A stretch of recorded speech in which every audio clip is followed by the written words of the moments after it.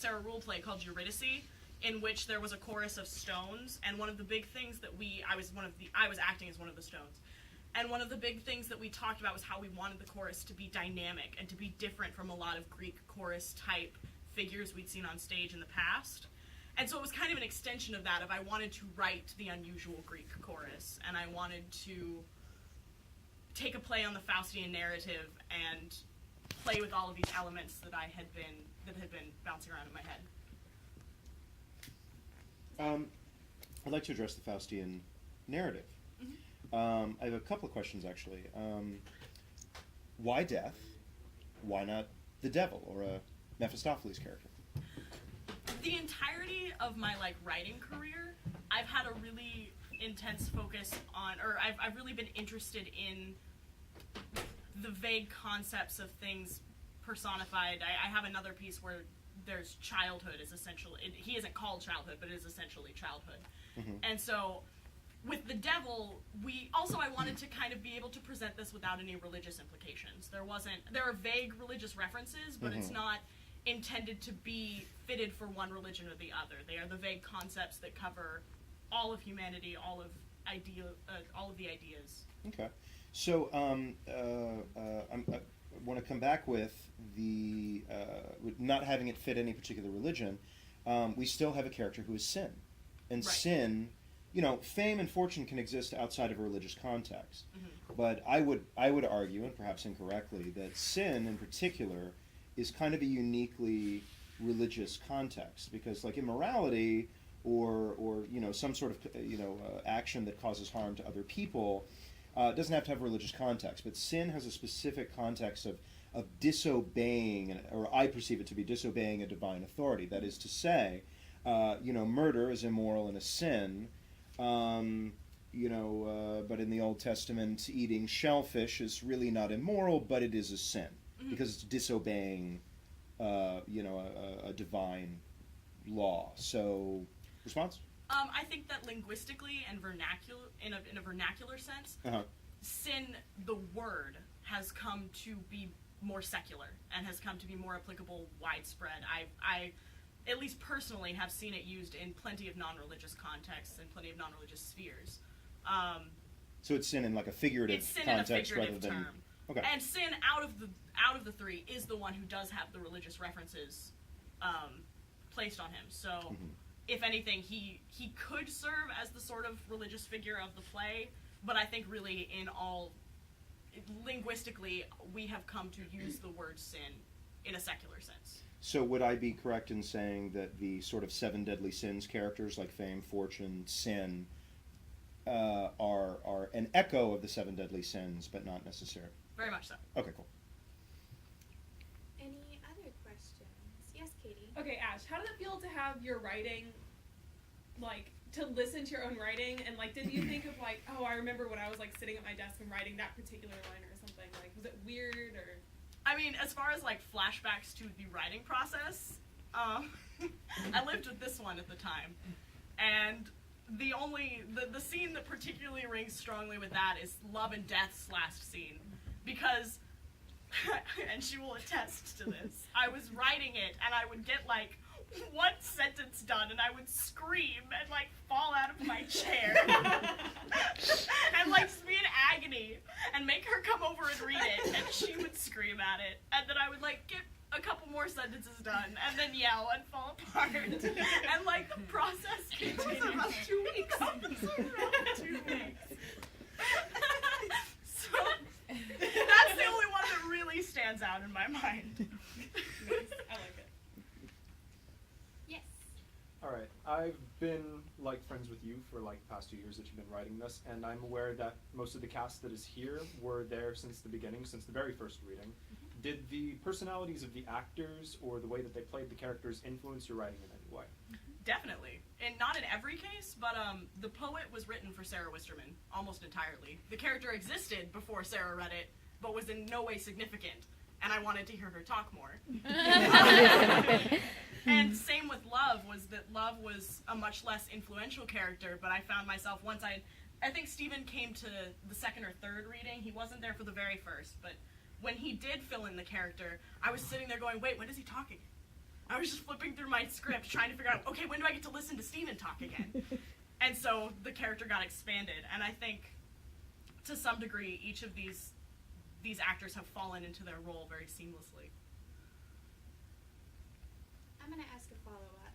So we've workshopped this for the past 2 years as School of Theater, friends of you, and how do you feel the process has shifted the script from then to now? Well, the script started 35 pages long and entirely different, as anyone who was here from the first reading will attest.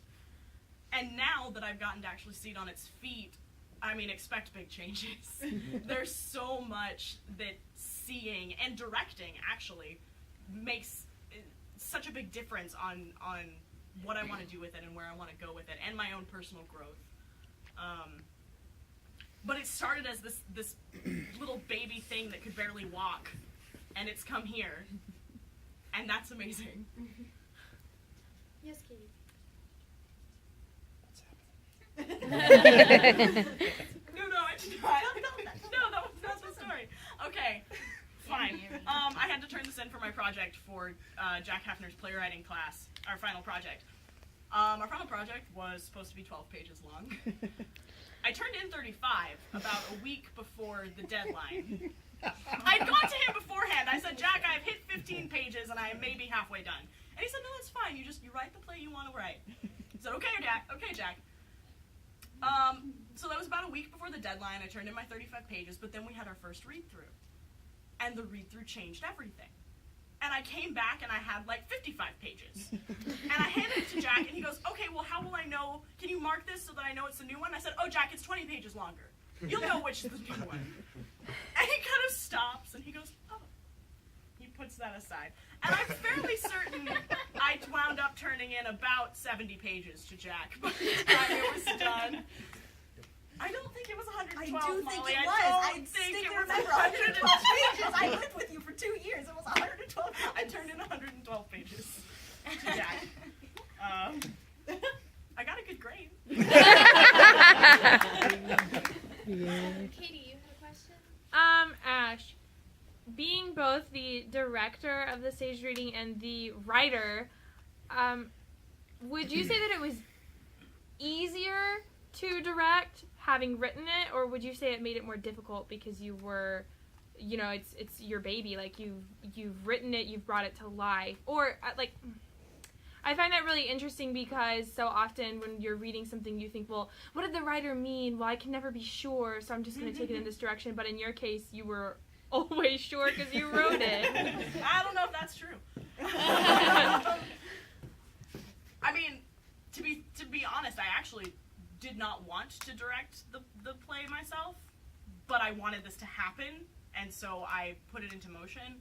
I think, honestly, it was harder, rather than it being difficult to be the director and the writer, it was harder to be the writer and the director, because it was harder to have written it and be like, as the director, like, why is that's not necessary? I don't need that. And as the writer, I'm like, but I like it.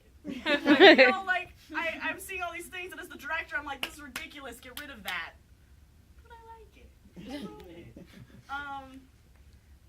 I think my biggest thing when I was directing it was I wanted to be really open to my cast and their interpretations, because they brought some tremendous things to the table that I never had imagined when I was writing it. There were scenes that went a completely different direction from the tone I had intended, and it was better.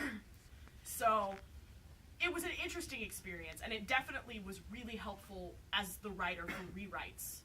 But I think it was very difficult as the director for directing. Yes.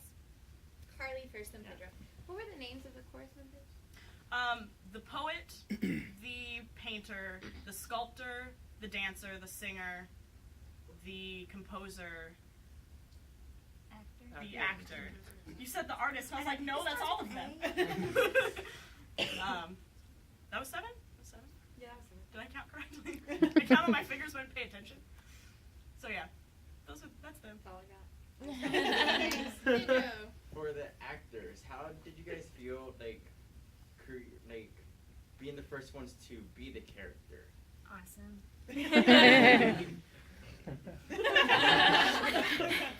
Yeah. It does feel awesome because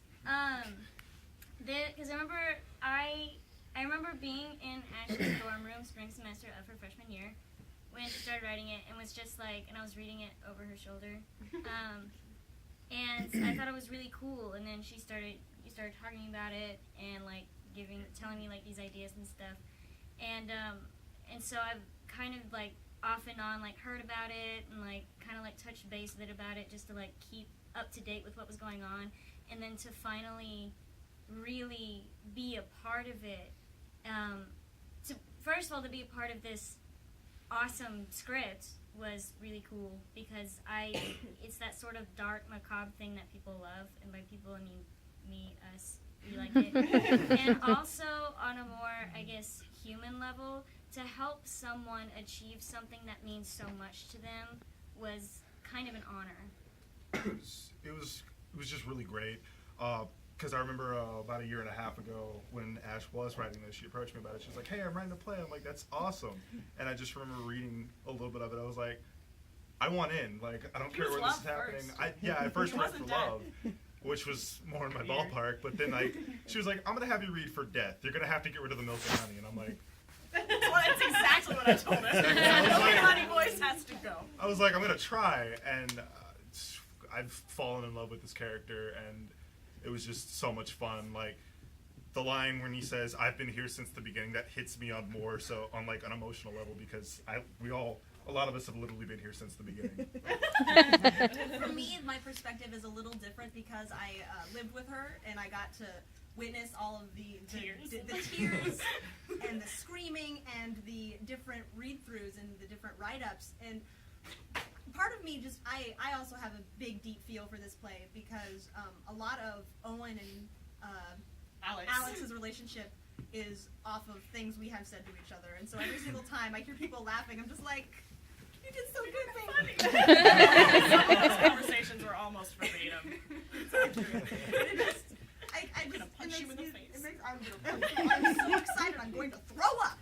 And yes, so I'm happy for her and happy for the people that everyone loves it. I just am happy to be a part of it. Go ahead, Steven. I thought one thing was neat after our first reading. I really did enjoy the character of Love, and then Ashe and I met afterwards and we kind of talked through some different things and what I was feeling about the character, and then it was neat for the next read through. I don't remember how much time passed between, but she had basically a whole new script, it seemed like, and it was just the characters had grown so much and the relationships had changed, but yet were still the same but molded, and it was just so neat to see the progression from the beginning, well from the first script that I read, to the altercations that she made throughout, and seeing the character, and then also seeing my own ideas or my own feelings getting thrown into that, and seeing how she takes what I said and then writes it into the play, and the way that it just breaks your heart at some moments. It's beautiful. We did a lot of brainstorming. We did. We spent a lot of time brainstorming, Stephen. Well, there was one night we walked around for like 3 hours around campus? Yes. At like 4 in the morning. Yes. The sun came up. No, it was not the zombie night. It was a different night. Oh, yeah. Well, the zombie night we talked about. But anyway, but it was just really neat to see the progression throughout, and I really enjoyed it. I've never actually felt more honored to be a part of something before. Mainly for the fact that, like, Ashe came up to me and was like, "Hey, Josh, you should read this." And I was like, okay, when I got time, I'll sit down and read it. She gave it to me over summer, which was when we were doing 2 productions at the same time. And she was like, "Josh, you really need to read this." And I was like, I'm sorry, I'm busy, I'll get around to it. And she was like, "Hey, Josh, what are you doing for Charlotte's Web? Aren't you in the fly rail?" And I was like, "Yeah, but I have to pay attention." "Josh, you should really read this." "Fine, all right." So I'm sitting there on my phone, and I couldn't stop flipping, sliding the pictures on my phone, and it was incredible. If you missed any cues, April, now you know why. Hey!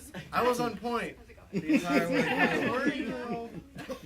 Okay. Please do not admit to it. Any questions from the audience? I saw Lewis I was just gonna say, like, what's your next plan with this play? Would you like to put it on at any like independent playwright festivals or something? Absolutely. I mean, it definitely, there's a big rewrite in store, so there's going to be some time there where I have to get that done, and then I would kind of like this group back to just, you know, at least touch base. Hey, this is what it looks like now. Can we hear it? Can we? Yes, yes. Get it in writing, actors. But then I would absolutely like start submitting it to get it done, to get it out there. Absolutely. Okay. We'll take you three and then we'll wrap it up. Sound good? So Nick. Real quick question. Who do you consider to be the main character of this show? I mean, it's an ensemble piece. I think Love and Death. I think Death and Owen kind of stick out as sort of the parts that the rest orbit around. The rest of the plot seems to move around the both of them. But I think it's very much an ensemble piece. I think you take away a single character and the piece falls. Yeah. Jen. Just being like a fellow student and knowing how hard it is to make time for a billion different things at once, things that you're cast in, and then to be doing like independent work. Did you have a lot of faculty supervision or assistance or anything, or was this strictly just? Well, Zach was my faculty advisor, and I went to Zach whenever I had any kind of like questions. But the first time Zach showed up at a rehearsal was last night. So, which was First time I was invited to it. That wasn't it. That was an agreement. He did his job. It was good. Sorry, Zach. There's ways to word things. I'm sorry. No, I'm joking. I'm messing with you. But no, so it was very much student run. It was me, Nicole, and Austin juggling 15 people's schedules, just trying to get things together and losing people middle of rehearsals. That was rough. That was rough. Real rough. But we did it. We are here before you. Our cast breaking. There was that. Oh yeah. It was fun coming home to Ashe just in a frenzy, like, there's so many things happening, I don't know what to do. I'm just like, They moved their rehearsal into the middle of ours, and I can't be upset about it. Zach, you had a question? Yeah. I mean, first, just a clarification. I was the advisor just for the staged reading. I don't want to. I don't deserve any credit for the development of the play itself. But my question is this.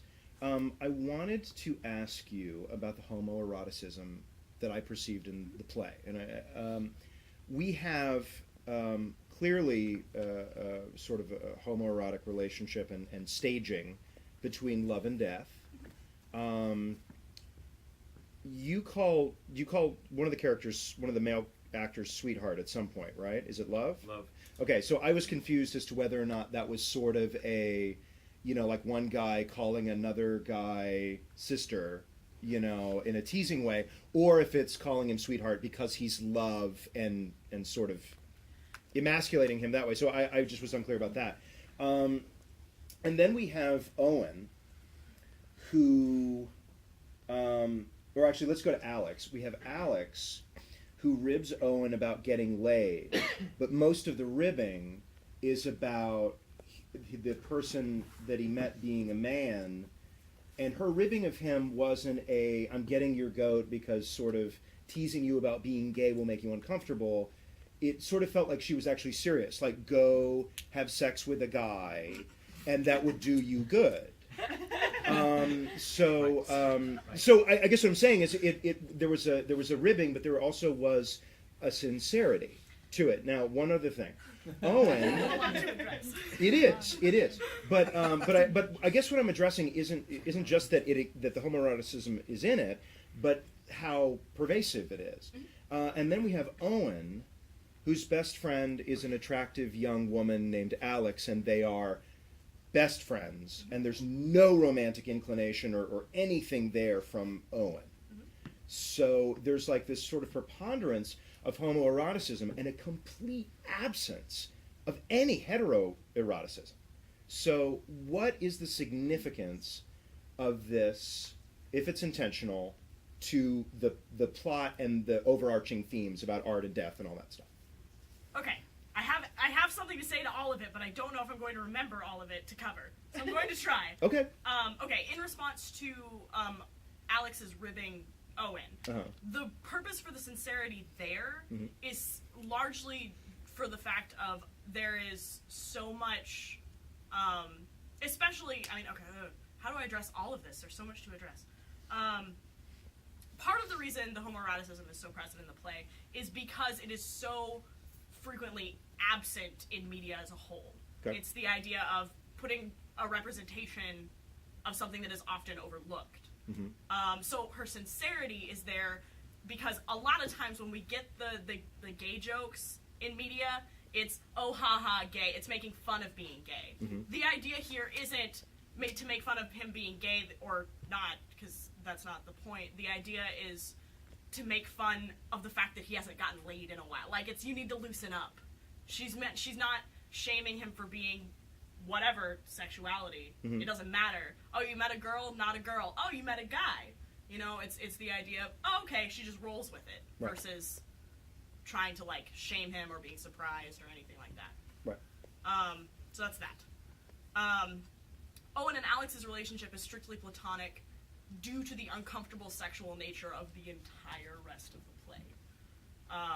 I felt that if there was any kind of romantic or sexual inclination between the two of them, there would be no stable ground to stand on. So I wanted one solid, pure friendship in the mix. And again, I think that that opposite-gendered friendships are really underrepresented in the media. So that was another thing I wanted to represent. There is intended to be a little more. It's one of those, we were bound by the restrictions of our scripts and script in hands. The moment with Sin and the poet is supposed to have a little more emphasis. The moments with Owen and Fame are supposed to be a little. It's just one of those, with scripts in hands, we lost a little of that to no fault of the actors. So there is supposed to be some heterosexuality heterosexuality between the there's, female. There's sins. sexuality of, like, between everyone. There's It just this didn't manifest here. overly oppressively sexual atmosphere to the entire play, which didn't happen entirely intentionally. It was not something at the conception of the play that I wanted to be a huge thing. It just, as the characters evolved, as the story evolved, that was the path, that was the direction that it took. There's something I'm missing. There's something I'm not addressing. Okay, is that what okay. Yep. That's what it is. That's what it is? Okay, sure. We got you. Okay. With Love and Death, which there's some rewrites that I would like to do, because the thing is, I have such and actually the three of us, because we've discussed it so much, have such a intricate backstory for the two of them, that I did realize after having been away from the script for a while, some of it reads, but not all of it reads. And so there are some rewrites that need to be done in that regard. But Love and Death are entities. So in the reality of the play, there is no homoeroticism there because they do not have genders. The reality of the actors, I chose two male actors because of the power play of the two. Because if I were to, I've often said to a lot of the people involved, you can gender swap this play, but you have to gender swap everyone, because the power play between the two of them runs differently if you make one of them a woman. It doesn't even matter which one you make a woman. It affects the power play. The audience is going to come in and see that differently. You can make them both women, you can make them both men. They start out on the same platform. But if you change the gender of one of them, people are going to bring their own assumptions into that, and it's going to change the power play and the power dynamic. So that was it. For the two of them, it was not about creating homoeroticism, it was about leveling the playing field and starting on equal grounds. Okay. I think I addressed everything.